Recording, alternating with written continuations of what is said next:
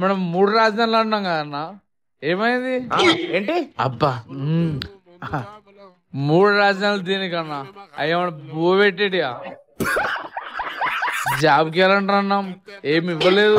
అమ్మో ఏంటి? అబ్బా అదిరింది. జాబ్ ఏమన్నా కుడి పెడుతుందా? ఉన్న 5 సంవత్సరాలు రోడ్లు వేయలేదు, జాబ్లు ఉన్న వాళ్ళకి సాలరీ సరిగ్గా ఇవ్వలేదు. ఇన్ని లక్షల కోట్ల అప్పు ఎందుకు చేశారన్నా? ఇవన్నీ ఎలా తీరుస్తారన్నా? అప్పు తీర్చేసావా? అవన్నీ మనకి ఎందుకన్నా? నువ్వు దేవుడు అన్నా, నీ కళ్ళకి మొక్కలన్నా. వెళ్ళి ఓటు గుద్దేసి నీకు కుర్చీ తీసుకొచ్చేసా. అన్నా ఇదో కూర్చోన్నా.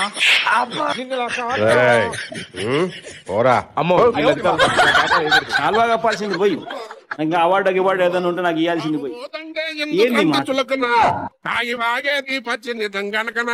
ఏం తక్కువ చేసిండురా రాజన్న కొడుకు, ఇంత ఘోరంగా ఇచ్చారు 11 మనకు. ఏం తక్కువ శైలబా, రాష్ట్రం మీద 10 లక్షలు అప్పు చేసిపోయిండాడు. జాబ్ క్యాలెండర్ ఇవ్వకుండా యువతని ముంచుండాడు. ఒక్క ఇటుక పేర్చకుండా రాజధాని లేని రాష్ట్రం చేస్తుండాడు. ఉచిత పథకాలు ఇచ్చినాడు కదా. ఏమిచ్చినాడు? ఎంత ఇచ్చినాడు? ఎన్నిసార్లు ఇచ్చినాడు? దాంతో ఎంత నొక్కేసినాడో తెలుసునా? మద్యపాన నిషేధం చేసినాడు కదా. డిజిటల్ పేమెంట్లు లేకుండా ఏ రాష్ట్రంలో దొరకని సరుకు మన ఆంధ్రాలో ఎక్కువ ధరకు అమ్ముకోవడమా నిషేధం అంటే? వాలంటీర్ ఉద్యోగాలు ఇచ్చి యువత జీవితాలను నిలబెట్టాడు కదా. డిగ్రీలు పీజీలు చేసిన యువత జీవితాల్ని 5,000 జీతంతో ఆపేయడమా నిలబెట్టడం అంటే?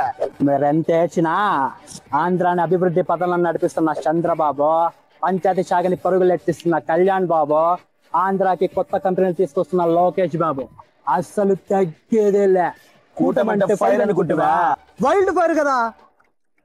Lava fire. తమ్ముంటే చెయ్యండ్రా సింగిల్ గా పోటీ, తమ్ముంటే చెయ్యండ్రా సింగిల్ గా పోటీ. మా జగనన్నకు ఎవ్వడు రాడు సాటి. చేసినాడా వైఎస్ఆర్ సింగిల్ గా పోటీ, చేసినాడా వైఎస్ఆర్ సింగిల్ గా పోటీ. చరిత్ర మర్చిపోయి చేయకండి పేటీఎం డ్యూటీ. తమ్ముంటే గెలవండి ఈవీఎం లేకుండా, తమ్ముంటే గెలవండి ఈవీఎం లేకుండా. అట్ట గెలిస్తే వేస్తా మీ మెల్లో దండ. మీరెట్టా గెలిచారా ఈవీఎం లేకుండా? మీరెట్టా గెలిచారా ఈవీఎం లేకుండా?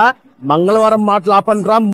తమ్ముంటే ఇవ్వండి ప్రతిపక్ష హోదా, ఇస్తే చూపిస్తాడు మా జగనన్న కాదా.